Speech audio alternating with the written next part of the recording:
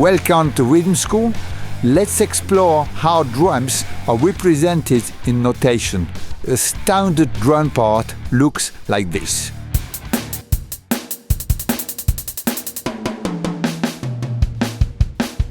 Now, let's break down the sounds you just heard. In drum notation, the staff is like a map of your drum set, with the footplate stuff usually found at the bottom. In the space between the first and second lines, we have the bass drum. Positioned just beneath the staff is the foot hi-hat, represented by an X-shaped cymbal. Up at the top of the staff, another X shape shows the hi-hat played with a stick. The snare drum lives on the middle line of the staff. The rim click sits in the same spot as the snare, but also uses an X shape.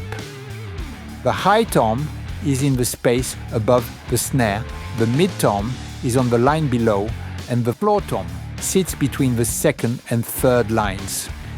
The right cymbal hangs out on the top line. Swap that X for a diamond and you've got the right bell or cup. The crash cymbal, another X shape, sits just above the staff, and the second crash can go even higher.